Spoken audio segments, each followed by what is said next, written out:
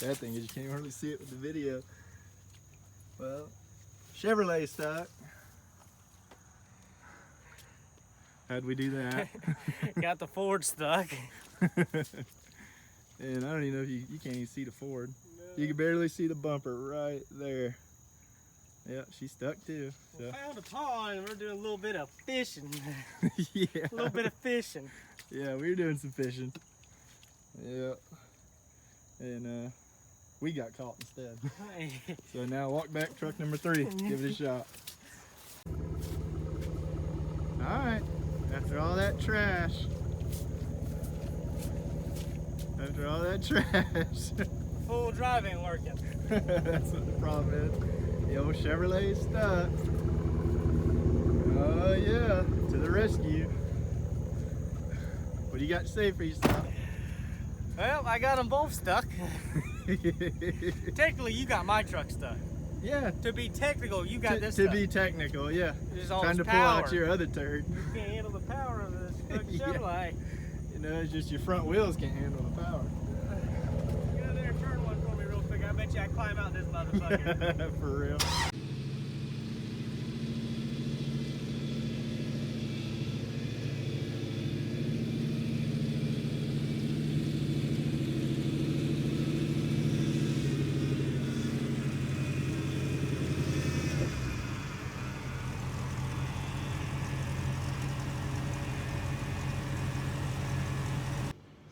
What's up? It's your boy CenFlo Diesel out here with Halfway. What up? Got the Ford. Oh yeah, show them what you did.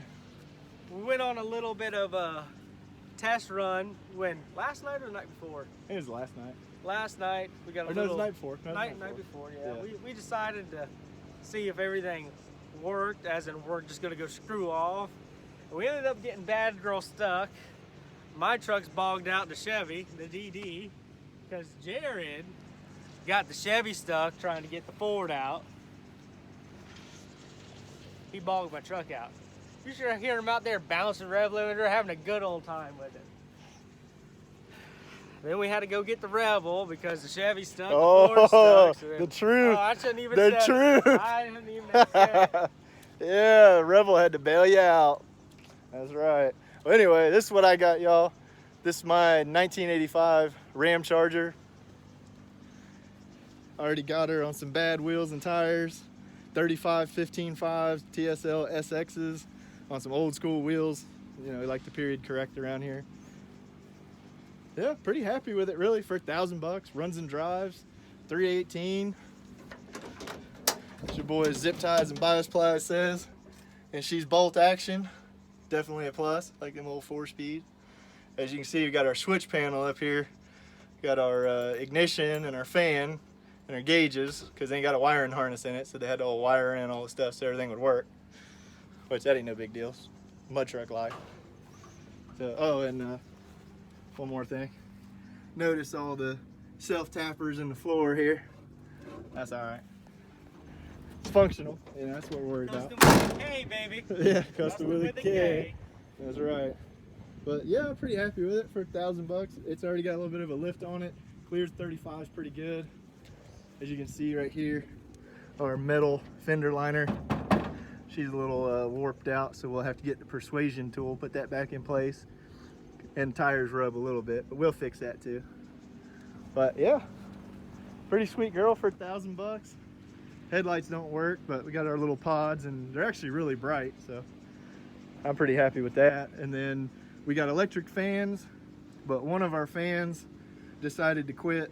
So we, the right side. Yeah, I can't remember which one it is. So probably these are two different size fans. That one's smaller. Yeah, that looks like of a course, 10. the good big one's the one that's going. Yeah, exactly. Shit the bed. But we got a replacement fan, so no worries there. We're gonna pop a new fan in it. That way we got 2 fans. Got the old lift gate here. You know, just some extra crap. Yeah, I forgot it don't hold itself. Just got some extra crap in the back. You know, you never know what you might need or not need. But yeah.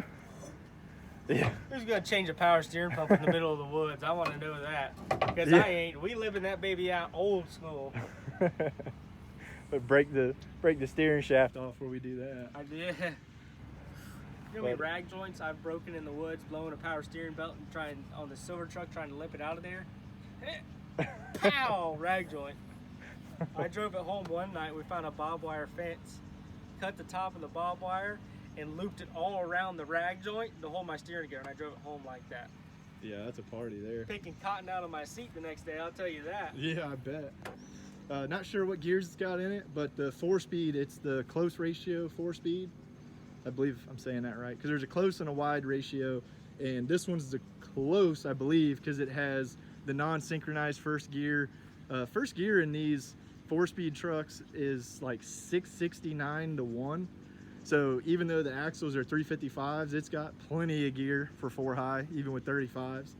And reverse on these transmissions is like 8.29 to 1. So I mean, it's got some old school granny gears in it, which is a good time, so we don't have to re-gear. Buy a truck for 1,000 and not 300.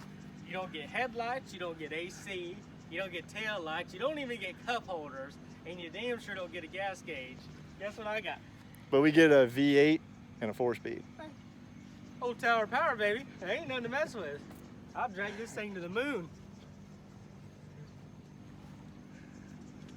But yeah, so it's got a couple little things it needs. You know, like I said, we need to replace the fan, and really it needs a carburetor.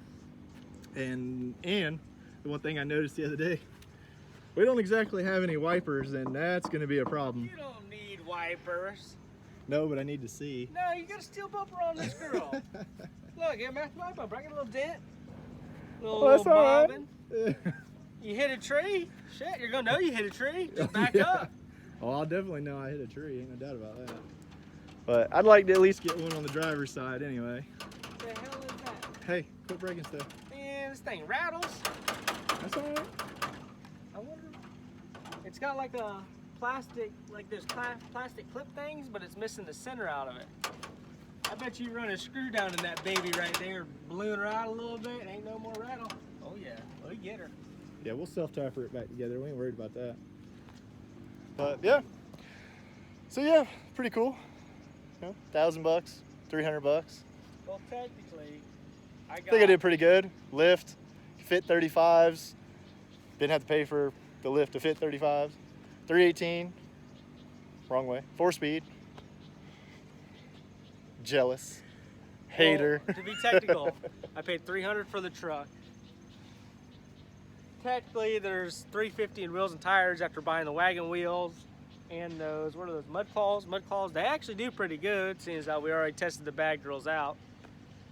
I had to pull the transmission out, fix the freeze plug, and then that consisted of new transmission mount. I had to put a new pan gasket on it because the dipstick broke off in it, and then I went ahead and put a filter in it. It does still need a U-joint for the front drive shaft. I shouldn't have put it back in, but I was itching to go play with it. So the front drive shaft's on its last leg. I'm gonna have to put U-joints in it. So probably all said and done, I'll be around the $1,000 range. For the $1,000, he got a lifted Ramcharger, full-wheel drive, and it's pretty much get up and go. It needs cardboard. This carburetor, this was my friend Ricky's. We went to Iron Horse. I rebuilt the carburetor while I was stuck in a, well, shouldn't say rebuilt. I took the carburetor apart in a mud hole, drunk, I mean piss face, took the top off the carburetor, cleaned it out, and put it back together, and it's been running like this for the last 3 years. So, I mean, I'm not knocking it. For me, cleaning the carburetor, litty titty at the mud hole, it's doing pretty decent. It runs, it just break up a little bit, power past it, and you keep rocking out. So we're out here at the Ramcharger. We had an issue with the electric fans, so we mounted them to the inside of the radiator. As you can see, I think you can see on that side, that's a little bit dark, but that's the one that was burnt out. Yeah, big old pile of poopy. And we had this custom diamond plate shroud. So they put the shroud in the front right here in this gap, and it wasn't really sealed off here or here, and they just took pieces of diamond plate and siliconed it together, and that was kind of sealing it. So we think it's going to run cooler now with it actually sucking the air out of the radiator instead of trying to push, because it's going to go through its easiest path resistance. So open areas here and there, it wasn't getting much done anyways. Even though it didn't really necessarily run hot, but I think it should stay cool the whole time now. Yeah, because it wasn't running hot before. We may or may not have took it out and little test ride. Yeah, ragged on it a little bit.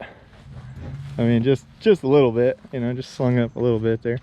But yeah, we did a little night riding and it never got over 195, and that was with the Bobo fan doing its Bobo thing. Yeah, but so, it was also cooler out that night, so yeah, it was only like 68 degrees, so that helped a lot. But so when we go out and it's daytime, because you know we live in Florida and it's always piss hot, so when it's daytime we'll be able to rag on it.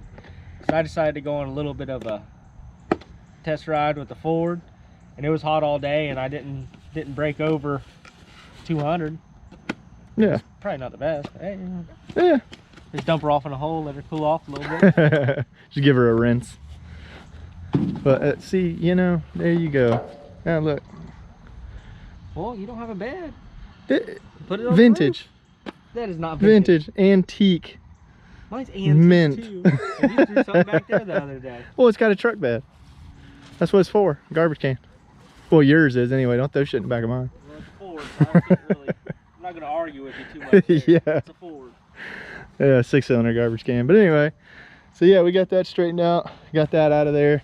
And you know, like he was saying, it's only on the top anyway, so it really technically wasn't a shroud. So it's really just a mounting plate, just a diamond plate mounting plate. So we got that straightened out. Now we got all that space in there, and those two fans move a ton of air. So as he said, we should be golden now. But yeah, did a little adjusting on the clutch pedal. So we got that right. Clutch pedal is a little off, and we pumped these because they're dry rotted. It's kind of hard to see now. They're dry rotted on the sidewalls, and we pumped these bad girls full of slime, all 4 of them. But this back one, it's just not having it. Like the other ones, cooperate. I don't know. yeah, like the front, it holds air pretty good, but this back tire, it just ain't having it. It goes flat. As soon as you take your eye off of it, it goes flat. And then on this side, same problem. So somehow we managed to get the flat tires on the back and the good tires on the front. Not sure how we did that. They're all dry rotted evenly, so that was just by chance. But yeah, they're all full of what, Austin, 16 ounces of slime. Yeah, and we put an ounce was a pump, and we did about 16 pumps each tire. We still got some left over. We'll just dump the rest of it in the back. Yeah, yeah, we got enough for 16 more in each tire. Because so they were all leaking. They were all leaking around the bead more or less. These front two sealed up. Everything's good. Don't have to put air in them, and for whatever reason, those two just. Yeah, exactly. Yep, these two just ain't having it. Ford needs more work now. Well, that's because you keep ragging on it. Yeah, the radius arm bushing. So there's a bushing in the front. It goes a washer, a bushing, then it slides to the arm, and then there's a plastic, I guess it's considered a spacer, maybe, I believe that's what they're called. Maybe a spacer or insulator. Yeah, and then the other bushing, and then the nut. Well, the spacer and the bushing on the backside broke. So the front end can walk forward or backwards. And every time you're in full drive and put the truck in reverse, that front end slides forward and you can hear it grinding because it's actually pinching the axle inside the twin I-beam. So to get it back to the front from where I was riding around at, I had to ratchet strap the radius arm to the frame and pulled it back so that way I could limp it to the front. So I'm gonna have to do bushings in it, or I might just leave the ratchet strap. In all honesty, I mean, hey, if it works, it works. yeah. But I do plan to put a leveling kit on the truck, so I'm gonna have to tear it all apart anyway, so I'll probably do it. Yeah, to do it right. Yep, I do it twice. So we'll go ride until that ratchet strap breaks, and then we'll go ahead and do it. Hey, there you go. Yeah. You get over here for 5 minutes, start messing something up. Like a kid. Get out of here. Go on, get. Damn dog. Get out of here. Messing with my stuff. Trying to tell a story.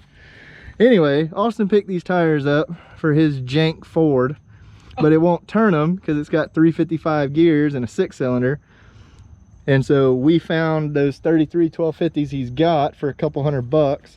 So we went and picked those up, and we mounted these on the Ramcharger, you know, because Mo Power. Not Mo Power. Oh, it's Mo Power. Mo Lift. Well, no, it's Mo Power. Because that 306 can't even hardly turn them 33s, It boy. doesn't low. It turns even low.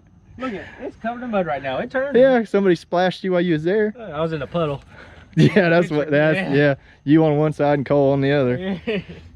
But yeah, so they ended up on here, and like I said, we may or may not have done a little bit of night wheeling, and they do pretty well. So yeah, we're gonna keep riding them, and they're dry rotted, but hopefully they'll stay in one piece. We ain't going down the road with them, so we should be all right. All right, guys, so that's the end of this video. Catch us on the next one. Don't forget to like and subscribe. Follow me on Instagram at Highway Performance, and follow Jared on Instagram at CenFlo Diesel. That way you guys can stay more updated on stuff that we're posting, because we try to keep up with our social media if we aren't posting videos. So if you're wondering what we're doing, follow us there and you'll be able to see. I'll see you guys later.